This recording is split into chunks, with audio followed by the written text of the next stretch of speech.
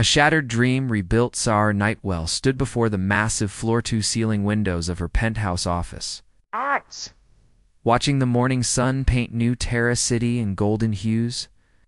At 28, she had built Nightwell Technologies from a small startup in her garage into one of the most powerful tech companies on Earth. Her holographic displays showed stock prices climbing, profits soaring, and her net worth crossing another billion-dollar milestone. Yet something felt hollow inside her chest. She pressed her palm against the cool glass, remembering the girl she used to be. Growing up in the slums of Sector 7, she had dreamed of two things: escaping poverty and finding true love. She had achieved the first dream beyond her wildest imagination, but the second remained as elusive as smoke. Miss Nightwell, her assistant's voice, echoed through the office intercom. The alien delegation has arrived at the spaceport. The live broadcast is about to begin. Zara's jaw tightened. Today marked the first official contact between Earth and an alien civilization. The Zarian delegation had requested meetings with Earth's most influential leaders, and somehow her name had made the list. She found the whole situation ridiculous. Aliens wanting to negotiate business deals? It sounded like a poorly written science fiction movie. She activated her wall display, and the news feed filled the room. The spaceport buzzed with activity. As massive ships descended from the sky, their surfaces gleaming like liquid silver. The vessels moved with an elegance that defied Earth's understanding of physics, landing without sound or visible propulsion. This is Linda Chen reporting live from New Terra Spaceport. The news anchor's voice filled the room. The first alien diplomatic mission to Earth has just arrived. These beings from the planet Zarian have traveled countless light years to reach us, though their purpose remains mysterious. Zara rolled her eyes and was about to turn off the broadcast when the airlock doors of the lead ship opened. Her breath caught in her throat as the first alien stepped onto Earth soil. He was nothing like she had expected, a captain who defied expectations, standing nearly 7 feet tall. The alien possessed a humanoid form that was both familiar and utterly foreign. His skin held a subtle luminescence, shifting between deep blue and silver like moonlight on water. Strong, angular features gave him an otherworldly beauty, while his eyes burned like liquid starlight. He moved with the fluid grace of a predator, yet carried himself with the dignity of royalty. Most surprising of all, he looked unmistakably male and devastatingly handsome by any standard. "I am Captain Cale Voss of the Zarian Star Command." His voice resonated through the broadcast speakers, perfectly clear despite the alien language being somehow translated in real time. "Come in peace, seeking partnership with the people of Earth." Zara found herself leaning closer to the screen, studying every detail of his face. When Captain Voss looked directly into the camera, she felt an impossible jolt of connection.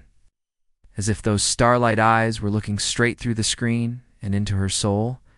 She shook her head, disgusted with herself. This was exactly the kind of romantic foolishness that had gotten her heart broken before. She had learned long ago that powerful, beautiful beings were not to be trusted. They used their charm as a weapon, leaving destruction in their wake. Her personal assistant knocked on the office door. "Miss Nightwell, your transport to the diplomatic reception is ready." Zara straightened her black designer dress and checked. Her appearance in the mirror, a reflection, showed a woman who had learned to armor herself in success and beauty. Dark hair fell in perfect waves around her shoulders. Her makeup was flawless, and her jewelry whispered of wealth and power. She looked like someone who could handle anything the universe threw at her. But as she walked toward the elevator, she could not shake the image of those starlight eyes from her mind. The reception that changed everything. The grand ballroom of the Celestial Hotel had been transformed for the historic occasion. Crystal chandeliers cast rainbow patterns across marble floors, while Earth's most powerful people mingled nervously with their alien guests. The Zarian delegation moved through the crowd like living sculptures, their luminescent skin creating an ethereal glow in the dim lighting. Zara entered fashionably late, as was her custom. She preferred to make an entrance, to remind everyone present exactly who held the power in any room. Conversations paused as heads turned to watch her glide across the floor, her heels clicking against marble like a countdown to something momentous. She was accepting a glass of champagne from a server when a deep voice spoke behind her. "You must be Zara Nightwell." She turned slowly, expecting to see another human businessman trying to network his way into her good graces. Instead, she found herself looking up into the face of Captain Cale Voss himself. Up close, he was even more striking than he had appeared on the broadcast. His presence filled the space around them like gravity, drawing her attention with an intensity that made her pulse quicken. The subtle luminescence of his skin cast gentle shadows across his strong jawline, while his starlight eyes held depths that seemed to contain entire galaxies. "I am," she replied, keeping her voice cool and professional despite the unexpected flutter in her chest. "And you are the alien captain who thinks he can waltz onto our planet and demand meetings with our leaders." Cale's lips curved into what might have been a smile on a human face, but on his features, it looked like something altogether more dangerous. "I prefer to think of it as requesting the honor of your time, Miss Nightwell. Your reputation for brilliance and innovation has reached even our distant world." Zara raised an eyebrow, annoyed by how his compliments sent warmth through her veins. "Flattery, Captain? How very human of you. Is it flattery if it is simply truth?" Cale moved closer, and she caught his scent, something like ocean air mixed. With starlight, your technology companies have revolutionized space travel, made interstellar communication possible, and opened doors between worlds that seemed forever closed. You have accomplished more in your short lifetime than most beings achieve across centuries. Despite herself, Zara felt a flush of pleasure at his words. She had worked tirelessly to build her empire, sacrificing relationships and personal happiness. For success, to have her achievements recognized by someone from another world was intoxicating in a way she had not expected. But she had learned to be suspicious of praise, especially from those who wanted something from her. "What do you want, Captain Voss?" she asked directly, cutting through the diplomatic niceties. "Your people did not travel across the galaxy just to compliment my business acumen." Cale's expression grew serious, and she glimpsed something desperate. Lurking behind his composed exterior, "You are right, of course. We need your help, Miss Nightwell. My people are dying, and Earth's technology may be our only hope for survival." The raw honesty in his voice caught her off guard. She had expected political maneuvering, trade negotiations, perhaps requests for military alliance. She had not expected vulnerability. "Dying how?" she asked, her curiosity overriding her caution. "Our sun is failing," Cale said quietly, his starlight eyes growing dim with sorrow. "The stellar core that has sustained Zarian for millions of years is collapsing. We have perhaps 2 Earth years before our world becomes uninhabitable. We have searched the galaxy for a solution, and your quantum energy research represents our best hope for survival." Zara studied his face, looking for signs of deception. In her business dealings, she had become expert at reading people, at detecting the subtle tells that revealed hidden agendas. But Cale's anguish appeared completely genuine, and something in his expression tugged at emotions she had buried deep. "If I wanted to help," she said carefully, "quantum energy manipulation on the scale you would need is purely theoretical. We are decades away from practical application." "But not impossible," Cale replied, stepping closer until she could feel the warmth radiating from his luminescent skin. "With Zarian knowledge combined with Earth technology, we could achieve what neither world could accomplish alone." The ballroom continued to buzz with conversation around them, but Zara felt as if they were enclosed in a bubble of possibility. This alien captain was offering her the chance to accomplish something that would dwarf all her previous achievements. To save an entire world. To become a hero rather than just another wealthy entrepreneur. But she had learned to be cautious. Of dreams that seemed too good to be true?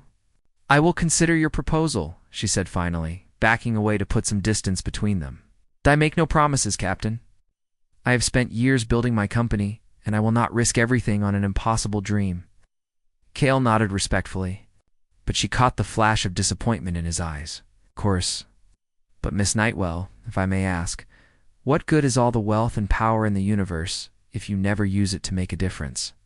The question hit her like a physical blow, striking at the very hollow feeling that had been growing in her chest for months.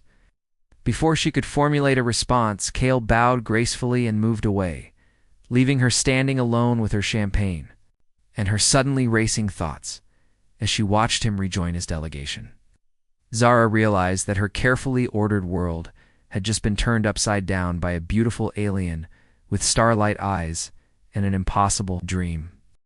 And despite every instinct warning her to stay away, she found herself wanting to know more about Captain Kale. Voss and his dying world, the game between them had just begun. The secret. Meeting 3 days had passed since the diplomatic reception, and Zara found herself unable to concentrate on her usual business affairs. Reports sat unread on her desk while her mind wandered to thoughts of Captain Kale Voss and his desperate mission. She had tried to dismiss their encounter as mere curiosity, but something about his genuine anguish had lodged itself deep in her heart. Her office door chimed, and her assistant's voice filled the room. "Miss Nightwell, there's someone here to see you without an appointment. He says it's urgent." Zara looked up from her holographic displays, expecting another eager entrepreneur seeking investment. Instead, Captain Kale Voss stood in her doorway.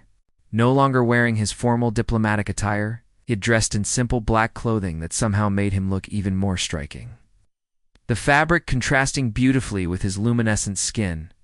"Captain Voss," she said, trying to keep the surprise from her voice.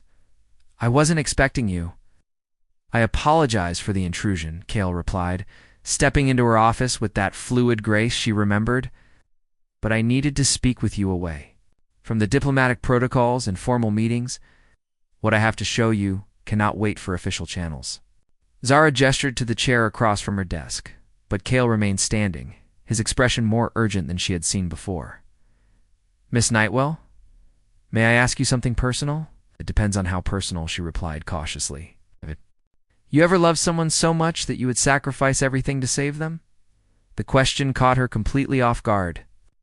She thought of her younger sister Alina, who had died in a transport accident when Zara was 22. The memory still brought sharp pain to her chest, the knowledge that all her wealth and technology had come too late to save the person who mattered most. "Yes," she whispered, her usual professional composure cracking slightly. Kale activated a small device from his pocket, and suddenly the air above her desk shimmered with holographic images. Zara gasped as she found herself looking at the planet Zarian in all its alien beauty. Crystalline cities rose like frozen music from landscapes that shifted between silver and blue. The inhabitants moved through their world with the same luminescent grace as Kale, their skin glowing softly in the light of their dying sun. "This is my home," Kale said quietly, his voice thick with emotion. "These are my people, my family, my beloved." The truth about love, the last image that appeared in the hologram, made Zara's breath catch in her throat. A female Zarian with flowing silver hair and skin that glowed like moonlight stood beside Kale in what was clearly an intimate moment. Her beauty was otherworldly, and the love in both their expressions was unmistakable. "Her name is Liana," Kale continued, seemingly unaware of the strange pang that shot through Zara's chest at the sight. "We were to be bonded before our son began to fail. As she grows weaker each day, along with everyone I have ever cared about." Zara stared at the holographic couple, feeling foolish for the jealousy that had flared unbidden in her heart. Of course he had someone he loved on his dying world. Of course his desperation came from personal loss, not from any growing attraction to an Earthwoman he had just met. "Why are you showing me this?" she asked, her voice more brittle than she intended. "Because I need you to understand that this is not about politics or trade agreements," Kale said, deactivating the hologram and leaning forward with intensity. "This is about love. It's about the willingness to risk everything for the people who matter most. Your quantum energy research could power the stellar generators needed to reignite our sun. Without it, everyone I love will die." Zara stood and moved to her window, needing distance from the raw emotion in his voice. Outside, New Terra City buzzed with life and possibility, while somewhere across the galaxy, an entire world was slowly dying. "Even if the technology could work," she said, "without turning around, the cost would be astronomical.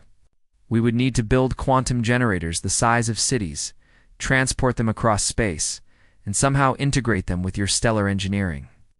The resources alone would bankrupt my company."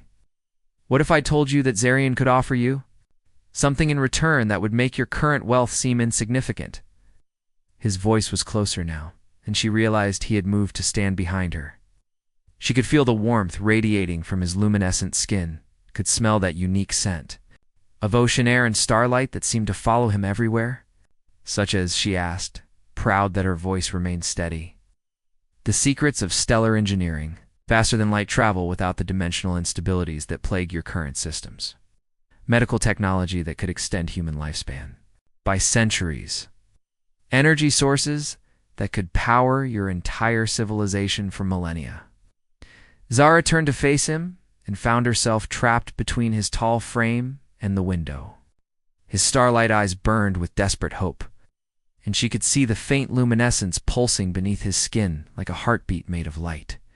"You are asking me to risk everything I have built," she whispered. "I am asking you to use everything you have built for something that matters," Cale replied, his voice dropping to match her whisper. "I am asking you to be the hero I believe you already are." The moment of weakness, something in his words, and the way he looked at her as if she were the answer to every prayer he had ever uttered, broke through the walls she had built around her heart. For just a moment, she allowed herself to imagine what it would be like to save an entire world. To be remembered not just as another wealthy businesswoman, but as someone who had made a real difference in the universe. "Kel," she said, using his first name without thinking, "I want to help you. More than I should, more than makes sense. But I have been hurt before by believing in impossible dreams." "Tell me," he said gently. And somehow, she found herself speaking about things she had never shared with anyone. She told him about growing up poor, about watching her sister die while she was powerless to help. She told him about the first man she had loved, who had seemed perfect, until she discovered he was only interested in her growing fortune. She told him about building walls around her heart, about choosing success over vulnerability because success was safer, more predictable. "I learned that beautiful, powerful beings cannot be trusted," she finished, her voice barely audible. "They promise you everything and leave you with nothing but broken dreams." Cale was quiet for a long moment, and when he spoke, his voice carried a pain that matched her own. "Do you want to know why I was chosen for this mission?" he asked. Zara nodded, not trusting her voice. "Because I have no family bond yet with Liana. Because if this mission fails, if I die trying to save our world, the loss will be considered acceptable. I am expendable, Miss Nightwell. Powerful in some ways, perhaps, but ultimately dispensable to those who sent me here." His honesty cut through her defenses like a blade. Here was someone who understood what it meant to be alone despite being surrounded by others, someone who knew the weight of carrying impossible responsibilities. "We are both afraid," Cale continued, reaching up to gently touch her face. His fingers felt warm against her skin, and she could see tiny sparks of light dancing beneath his luminescent flesh. "Afraid of caring too much. Afraid of losing what matters most. Afraid of failing the people who depend on us." Zara's breath caught as she realized he was right.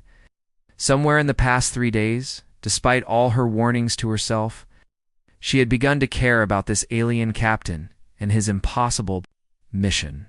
She cared about his dying world, about the woman he loved, about the weight he carried on his shoulders. She cared about him. The line they could not cross. "This is madness," she whispered, but she did not pull away from his touch. Perhaps, Cale agreed, his thumb tracing along her cheekbone with infinite gentleness.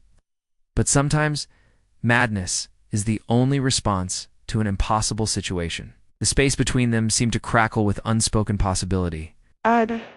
Zara could feel her carefully constructed walls crumbling, could feel herself falling toward something that terrified and exhilarated her in equal measure. For the first time in years, she wanted to believe in something beyond profit margins and business strategies. She wanted to believe in him, but even as her heart raced and her skin tingled under his touch, reality crashed back over her like a cold wave. He belonged to another woman, to another world. This connection between them, whatever it was, could only lead to pain for everyone involved. "You should go," she said, stepping back despite every instinct that screamed at her to move closer. "This is wrong, Cale. You love someone else, and I cannot be the woman who comes between you and your happiness." Kale's hand fell to his side, and she saw her own inner turmoil reflected in his starlight eyes. You are right, of course, but Zara, please consider my proposal. It's not for me, but for the millions of lives that hang in the balance. I will give you my answer tomorrow, she promised, though she already knew what that answer would be. After he left, Zara stood alone in her office as the sun set over New Terra City. She had built her empire by making smart, calculated decisions, by never letting emotion cloud her judgment. Helping Kale would be the biggest risk she had ever taken, potentially destroying everything she had worked for. But as she stared out at the stars beginning to appear in the darkening sky, she could not stop thinking about an entire world slowly dying. About the woman Kale loved growing weaker each day, about the chance to be something more than just another wealthy executive. For the first time in her life, Zara Nightwell was about to choose love over logic, hope over security, and it terrified her more than anything she had ever done. The decision that changed everything, dawn broke over New Terra City as Zara stood in her private laboratory, surrounded by holographic displays showing quantum energy. Calculations that would have been considered impossible just weeks before. She had not slept, instead spending the entire night running simulations and analyzing the technical feasibility of Kale's proposal. The mathematics were staggering. The project would require resources beyond anything humanity had ever attempted, pushing the boundaries of both Earth and Zarian technology to their absolute limits. The risk of failure was enormous, and the cost of that failure would be measured not just in credits, but in lives. Yet somehow, impossibly, it could work. Her laboratory door chimed, and she knew without looking that Kale had arrived for her answer. She had asked him to meet her here rather than in her office, wanting him to see the scope of what he was asking, the magnitude of the sacrifice required.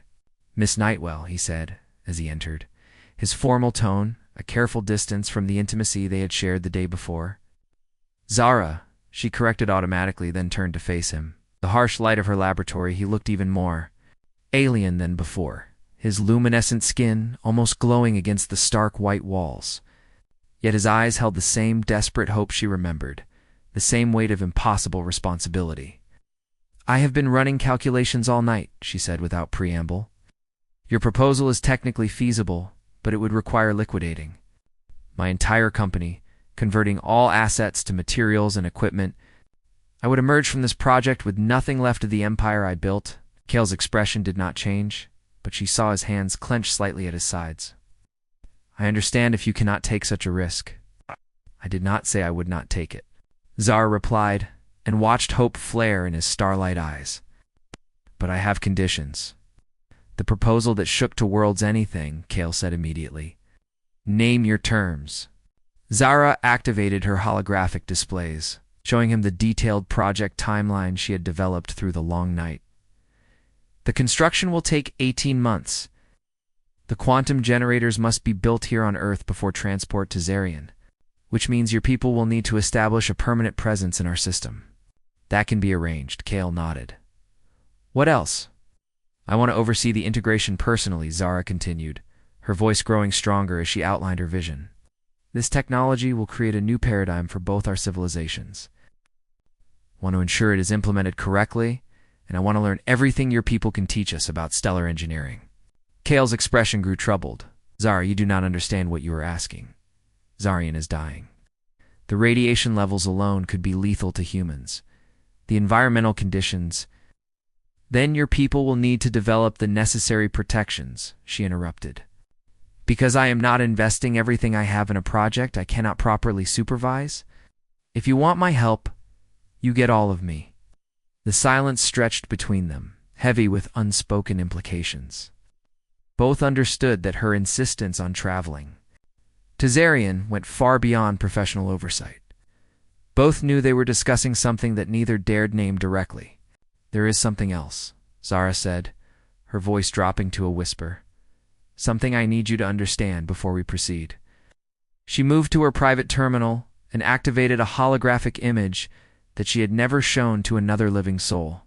A young woman with Zara's dark hair and gentle smile appeared in the air between them, laughing as she ran through a field of earth flowers. My sister Alina, Zara said, her voice thick with old grief. She died 6 years ago in a transport accident. I had just started making real money, just begun to build something that could have protected her, but I was too late. All my success, all my wealth, it could not bring her back. Cale studied the image with respectful silence, understanding that he was being trusted with something precious and painful. I have spent 6 years telling myself that building my empire was what mattered. That success was its own reward. Zara continued. But last night, looking at your calculations, imagining what it would mean to save an entire world, I realized something. Alina would want me to use what I have built to help others. She would want me to take this risk. She deactivated the hologram and turned to face Cale directly. I am not doing this for you, Captain Voss. I am doing this for her, and for thee. Millions of people on your world who deserve the chance to live, but I need you to know that my motivations are not purely altruistic. What do you mean? Cale asked, though something in his expression suggested he already knew. I mean that somewhere in the past week, I have developed feelings for you that are completely inappropriate given our circumstances, Zara said, forcing herself to meet his eyes despite the heat burning in her cheeks. I am attracted to you in ways that terrify me. I care about your mission, about your people, about your happiness, even if that happiness belongs with someone else. The confession that changed to Hartscale's breath caught, and for a moment his careful composure cracked completely. Zara, let me finish, she said quickly. I am telling you this because we are about to embark on an 80-month project that will bring us into close contact constantly. You deserve to know that my judgment may be compromised, that my feelings for you may influence my decisions in ways that could endanger the mission. And if I told you that I have been struggling with the same feelings? Cale asked quietly. If I admitted that thoughts of you have made it difficult for me to focus on anything else, would that change your decision to help us? The admission hung in the air between them like a bridge neither quite dared to cross. Zara felt her heart racing as she stared into his starlight eyes, seeing her own confusion and desire reflected there. It should, she whispered, but it does not. We are both adults, Cale. We can acknowledge these feelings without acting on them. We can work together to save your world while maintaining appropriate boundaries, can we? Cale moved closer, and she could feel that familiar warmth radiating from his luminescent skin. Because standing here looking at you, knowing what you are willing to sacrifice for my people, I find myself questioning everything I thought I knew about duty and honor and love. You have someone waiting for you, Zara reminded him, though. Her voice lacked conviction. Someone you love who needs you to succeed. Yes, Cale agreed, but his hand reached up to cup her face with infinite gentleness. But Liana and I, what we have is arranged by our families, based on compatibility and political alliance. It is a good match, a practical choice. What I feel when I look at you, it is something I have never experienced before. Zara closed her eyes, leaning into his touch despite every warning voice in her head. That does not make it right. Perhaps not, Cale murmured, his thumb tracing along her cheekbone. But it makes it real. The mission that united two worlds for one perfect moment, they stood suspended in possibility, teetering on the edge of a choice that would change everything. Then, Zara opened her eyes and stepped back, summoning every ounce of willpower she possessed. We save your world first, she said firmly. Everything else can wait until after Zarian is safe. Cale nodded slowly, though she could see the effort. It cost him to respect her boundaries. You are right, of course. The mission must come first. Then we have an agreement, Zara said, extending her hand with professional formality. Nightwell Technologies will provide the quantum energy systems needed to reignite your sun. In return, Zarian will share its stellar engineering knowledge. With Earth, Cale took her hand, and even that simple contact sent electricity racing up her arm. We have an agreement, he confirmed, though I suspect the next 18 months will test both our resolve and our sanity. Over the following weeks, Zara threw herself into the project with an intensity that amazed even her own engineers. Her factories were retooled to produce quantum generators on a scale never before attempted. Zarian scientists arrived to work alongside Earth technicians, sharing knowledge that advanced human technology by centuries overnight and through it. All she worked closely with Kale. Their professional relationship a careful dance around the attraction that crackled between them like contained lightning.